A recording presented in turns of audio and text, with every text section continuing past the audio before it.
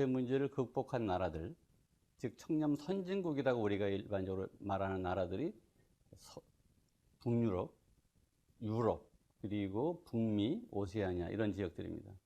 그냥 다 줄이면 사실은 그냥 유럽이라고 할 수 있습니다. 이 말씀을 드리는 이유는 어느 나라든지 부패는 있어 왔습니다만 부패를 성공적으로 통제한 나라들이 이렇게 영미권에 있습니다. 따라서 우리가 지금 취하고 있는 방법론들은 다 이 나라의 이 영미권의 방법론들을 취해오고 있습니다.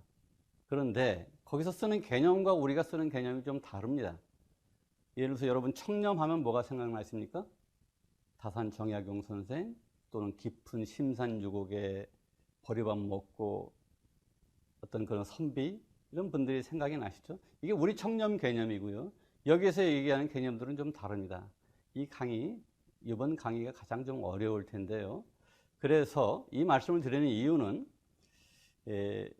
지금 이렇게 세 개의 박스가 있습니다.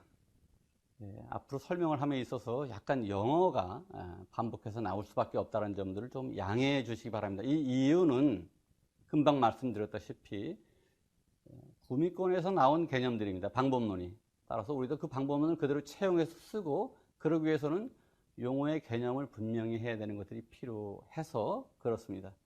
박스가 세 개가 있습니다. 사실 이 표는 굉장히 중요한 표인데요.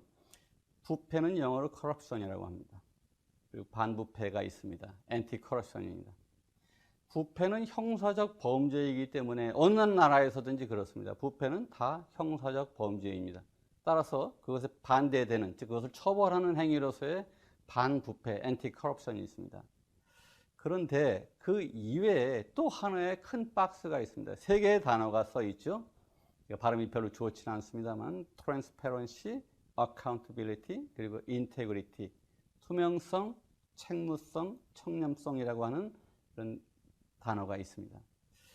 부패 문제를 극복하기 위해서는 두 가지가 필요하다는 것을 이 표는 보여주고 있습니다. 첫째는 부패에 반대하는 것이 필요합니다. 둘째는 그와 동시에 부패에 반대하는 것만으로는 되지 않는다. 중국에서 부패한 사람을 공개 처형까지도 합니다. 그렇다고 해서 깨끗해집니까?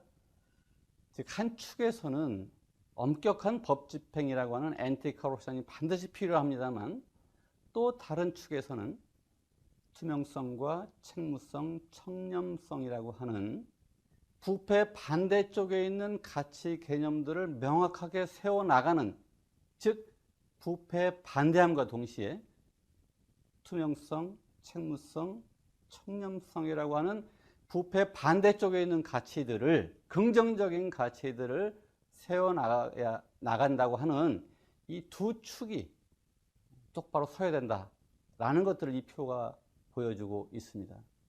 이제 하나씩 좀 개념을 설명을 드리겠습니다. 먼저 부패입니다. 부패는요, 영어로 corruption이라고 합니다. 코는 함께라는 뜻이고요. rupt라고 하는 것은 돌부리에 가다가 이렇게 걸려서 넘어지는 것입니다. 그래서 서양 사람들은 corruption 그러면 머릿속으로 공멸을 떠올립니다. 우리가 떠올리는 것하고 좀 다르죠. 우리나라의 부패의 부자를 한번 보시겠습니다. 살펴보시면 관청 부자 밑에 고기 육자를 갖다 놓고 관청 밑에 고기를 갖다 놓고 썩을 부라고 읽습니다. 우리가 부패공화국이라고 하는 건 과하지만 발효공화국 정도는 되지 않을까요? 어쨌든 이 관청 부자 하나에 동양 내지는 우리 사회의 관에 대한 부정적 인식들을 좀 보이고 있습니다. 세계적으로는 부패가 무엇이냐에 대해서 가장 널리 통용되는 부패 문제를 극복한 나라들, 즉 청렴 선진국이라고 우리가 일반적으로 말하는 나라들이 북유럽, 유럽, 그리고 북미, 오세아니아 이런 지역들입니다. 그냥 다 줄이면 사실은 그냥 유럽이라고 할 수 있습니다. 이 말씀을 드리는 이유는 어느 나라든지 부패는 있어 왔습니다만 부패를 성공적으로 통제한 나라들이 이렇게 영미권에 있습니다.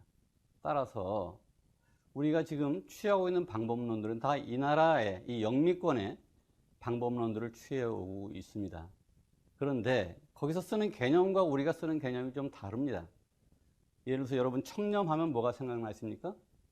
다산 정약용 선생 또는 깊은 심산유곡에 보리밥 먹고 어떤 그런 선비 이런 분들이 생각이 나시죠? 이게 우리 청렴 개념이고요. 여기서 얘기하는 개념들은 좀 다릅니다. 이번 강의가 가장 좀 어려울 텐데요. 그래서 이 말씀을 드리는 이유는 지금 이렇게 세 개의 박스가 있습니다. 앞으로 설명을 함에 있어서 약간 영어가 반복해서 나올 수밖에 없다는 점들을 좀 양해해 주시기 바랍니다. 이 이유는 금방 말씀드렸다시피 구미권에서 나온 개념들입니다. 방법론이. 따라서 우리도 그 방법론을 그대로 채용해서 쓰고 그러기 위해서는 용어의 개념을 분명히 해야 되는 것들이 필요해서 그렇습니다. 박스가 3개가 있습니다. 사실 이 표는 굉장히 중요한 표인데요. 부패는 영어로 corruption이라고 합니다. 그리고 반부패가 있습니다. anti-corruption입니다. 부패는 형사적 범죄이기 때문에 어느 나라에서든지 그렇습니다. 부패는 다 형사적 범죄입니다. 따라서 그것에 반대되는, 즉 그것을 처벌하는 행위로서의 반부패, anti-corruption이 있습니다. 그런데 그 이외에 또 하나의 큰 박스가 있습니다. 3개의 단어가 써 있죠. 발음이 별로 좋지는 않습니다만 transparency, accountability, 그리고 integrity, 투명성으로 한번 넘어가 보겠습니다. 이 영어로 설명드린 이유는 조금 아까 설명을 드렸습니다. 매우 송구스럽게 생각하고요. 복잡하게 써 있습니다만 자세히 한번 살펴보시죠. 빛을 비추는 겁니다. 어디에다가? rule, plan, process, action. 더 쉽게 얘기하면 4가지를 얘기하고 있습니다. why, how, what, how much입니다. 자, 예전에 소풍이라고 그랬죠? 현장 학습을 갑니다. 가면 홈페이지에다가 왜 가는지, 어떻게 가는지, 가서 뭘 하는지, 또 돈을 얼마가 썼는지 이런 것들을 빛을 비춰서 학부모들이 그 돈이 제대로 쓰였다는 것들을 알 수 있도록 하는 게 투명성입니다. 이 이유는 뭡니까? 두 번째 단어는 굉장히 복잡하게 써 있습니다만 핵심적인 단어는 2단어입니다. visibly and understandable입니다.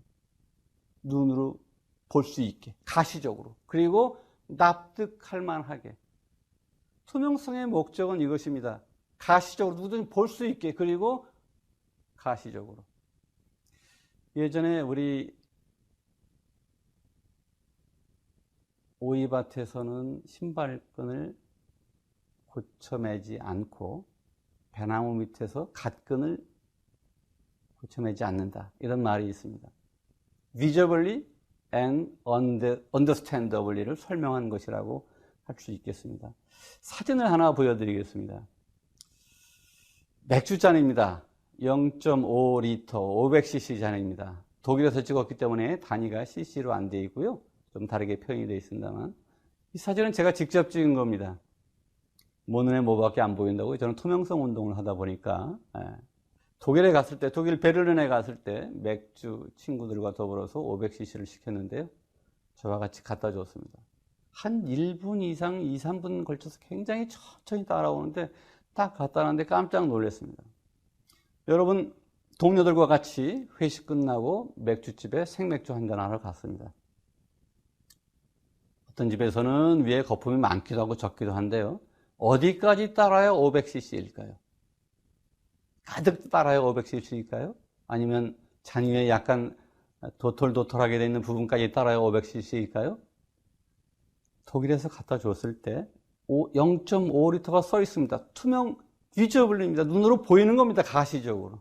저기까지 따르는 게 500cc입니다. 그리고 나머지 부분은 거품으로 채워야 맥주가 공기 중에 노출이 되면 산화가 돼서 맥주 본연의 맛이 사라집니다. 그래서 저 정도 높이의 비율로 거품을 씌워야 맥주 본연의 맛이 난다고 합니다. 제가 맥주 강의를 하기 위해서 그런 건 아니고요.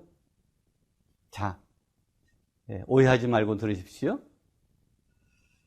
이 그림이 보여주는 의미가 있는데요. 국회의원이 와서 생맥주 500cc를 시키건 또는 생활보호 대상자가 와서 500cc를 시키건 대통령이 와서 시키건 공무원이 와서 시키건 다 똑같습니다. 그리고 구구절절히 이건 500cc입니다. 설명할 필요도 없습니다. 보면 압니다.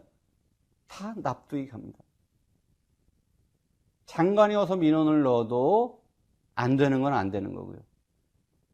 가장 우리 사회에서 힘없는 사람이 가서 민원을 넣어도 되는 건 되는 거고요. 결과가 가시적이어야 됩니다. 납득할 수 있어야 되고요. 결과가 예측 가능해야 되는 거죠. 이게 투명성입니다. 여러분, 학교에서 우리가 자랑하고 싶은 일들은 홈페이지에 팝업창까지 띄워서 열심히 잘 설명합니다. 그러나 좀 비판받을 만한 자료라든지 우려스러운 자료들은 한참 찾아봐야 볼 수 있도록 되어 있습니다. 기업에서도 마찬가지입니다. 기업 공개 다 합니다. 그 공개된 자료를 찾아보시면 대한민국 국민 가운데 대기업의 재무제표를 보고 실질적으로 여기서 얼마를 어떻게 썼구나라는 것들을 이해할 수 있는 사람은 0.1%도 되지 않습니다.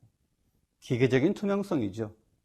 실제로 그것들을 보고 납득할 수 있고 가시적으로 이해할 수 있도록 해주는 것, 그것이 투명성이다. 이렇게 설명을 드리겠습니다.